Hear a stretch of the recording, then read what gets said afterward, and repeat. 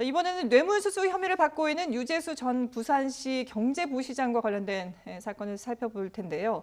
검찰이 유 전 부시장을 구속 기소했습니다. 공소장에 유 전 부시장의 금품수수 상황이 상당히 자세하게 적혀 있어요. 그렇습니다. 지금까지는 정황이 비교적 구체적으로 드러났다면 이제 공소장에 아주 구체적으로 어떤 명목으로 어떤 금원을 수수했는지가 나온 겁니다. 네. 이를테면 그 총호와 골프태를 그 업체로부터 무상으로 받아서 사용했다는 점이 이번 공소장에 적시가 됐고요. 또 고가의 골프채와 항공권도 받아가지고 사용을 했습니다. 네. 또 오피스텔 그 임대차 보증금과 그 관리비 전부 이제 본인이 부담하지 않고 업체에 그 부담을 시켰고요. 네네. 또 자기 신의 친동생이 직장을 바꾸고자 한다라고 해서 사실상의 취업 청탁을 하고 아들의 인턴십 과정도 청탁을 했다는 과정, 이런 부분이 다 이번에 뇌물수수의 하나의 유죄 증거로 다 설시가 돼 있습니다. 예. 또 금융이 표창을 받을 수 없는 업체인데도 그 어떤 프로세스를 무시하고 그 업체에 표창장을 주게 해가지고 그 나중에 잘못이 있거나 했을 때 감경될 수 있도록 하는 표창장을 주었다는 점, 이런 부분들이 전부 공소장에 기재되어 있는 범죄 사실입니다. 예. 자, 그런데 문제는 이제 유 전 부시장이 이 부산시로 자리를 옮기지 않습니까?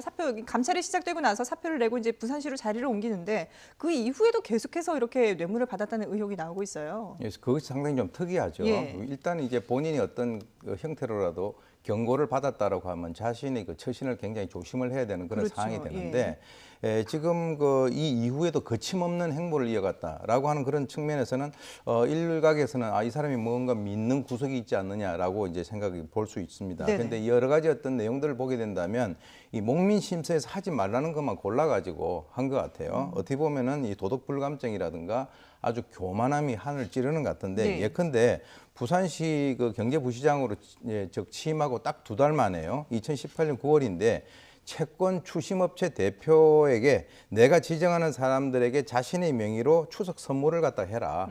그래서 총 114만 원 상당의 한우 세트 3개를 갖다가 보내게 됩니다. 네.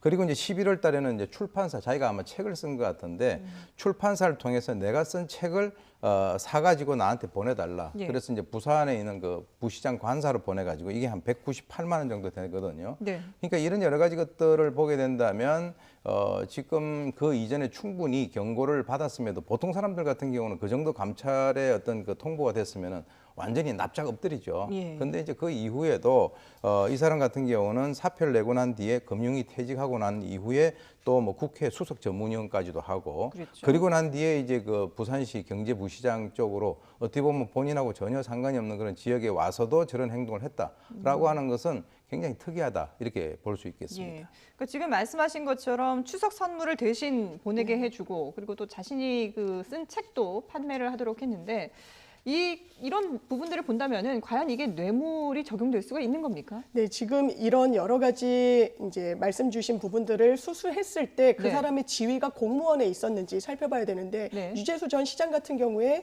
금융위의 그 정책국장에 있을 때 예. 그리고 부산으로 옮겨서 경제부시장 한번 영전했을 때 이 모든 것을 좀 받았다고 검찰이 공소장에 기재했습니다. 네. 그렇다면 지금 뇌물죄를 인정하는 데 있어서 보통 내가 무엇을 줄 테니 반대급부로 무엇을 해다오 이렇게까지 입증이 되지 않더라도 이 사람의 지위와 어떤 그 금품을 제공하는 측에서 뭐 어떤 그 업무상 연관관계가 있다든지 해서 묵시적 청탁을 폭넓게 인정하고 있는 게 지금 법원의 태도입니다. 네네. 그리고 이 금품 수수의 모든 주체가 지금 유재수 전 시장입니다. 전 부시장이요? 예, 전 예. 부시장. 그렇기 때문에 이거는 제3자 뇌물죄도 아니고 본인이 뇌물의 이제 수수 주체이기 때문에 부정한 청탁이 명시적으로 입증될 필요도 없습니다. 네. 그래서 묵시적 청탁, 그 당시에 어떤 지위 이런 부분으로 인해서 이런 수수 행위가 정말로 입증이 된다면 뇌물죄는 유죄로 판결될 가능성이 좀 높아 보입니다. 뇌물죄가 유죄로 나올 가능성이 높다. 네. 예. 근데 지금 검찰은 이런 것들이 그냥 단순한 의혹에만 그치는 것이 아니라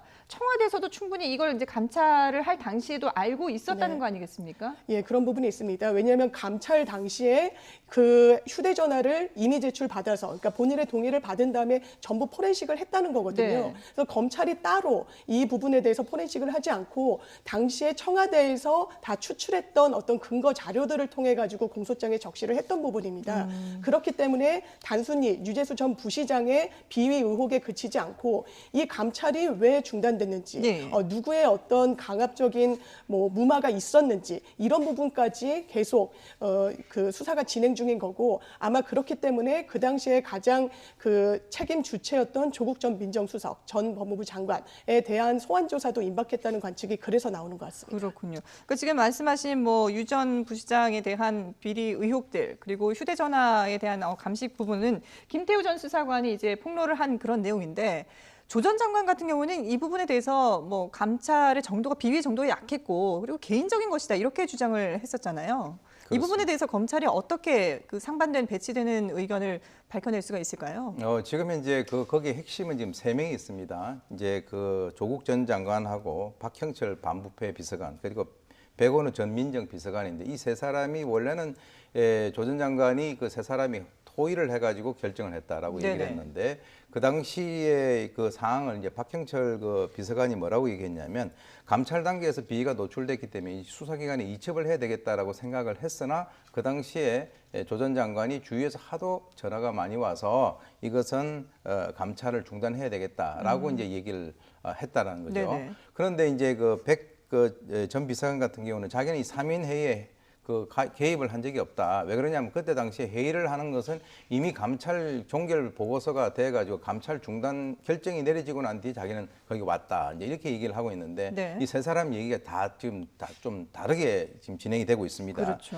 그래서 지금 이제 그 조 전 장관 같은 경우는 이제 조만간에 이제 검찰에서는 뭐 이렇게 소환을 해서 조사를 해야 되는 그런 상황이고, 네. 또는 뭐 구속 여부도 지금 상당히 그 관심 사항이긴 합니다만, 지금 현재 그 조 전 장관 입장에서는 그 당시에 판단을 잘못했고 나는 고의성이 없었다라고 이제 주장을 할 그럴 가능성이 있다는 거죠. 네. 그래서 이제 그 금융위에 통보하는 일종의 어떤 처분을 내리는 것이 최선이고, 충분히 할 수 있는 일을 갖다가 하지 않은 것은 아니다라고 주장을 할 것이고, 네. 검찰 입장에서는 그것이 아니라 이것이 직권남용이라든가 또는 그런 여러 가지 직무유기라든가 이런 것들의 어떤 혐의와 연관돼서 지금 아마 다툼이 있을 것으로 보는데, 3인 회의를 통해서 감찰 만약에 무마가 됐다라고 한다면 이거는 직권남용에 해당이 된다라고 볼 수가 있고요. 네. 지금까지는 이제 조 전 장관이 묵비권을 계속 행사를 해오지 그렇죠. 않았습니까? 예. 그런데 지금 이제 3명의 그 의견들이 다 다른 그런 상황이기 때문에 조 전 장관도 묵비권을 행사를 하게 되면 본인에게 상당히 불리한 그런 상황이 되기 때문에 뭔가 적극적인 방어 차원에서의 뭔가 그 진술을 할 가능성이 상당히 높다라고 예측을 하는 것도 여러 가지 어떤 의견들이 제시가 되고 있습니다. 그렇군요. 자, 유재수 전 부시장 의혹과 관련해서 뭐 여러 가지 진술들이 지금 엇갈리고 있기 때문에 과연 검찰 수사가 어디까지 향할지 관심 있게 지켜보도록 하겠습니다.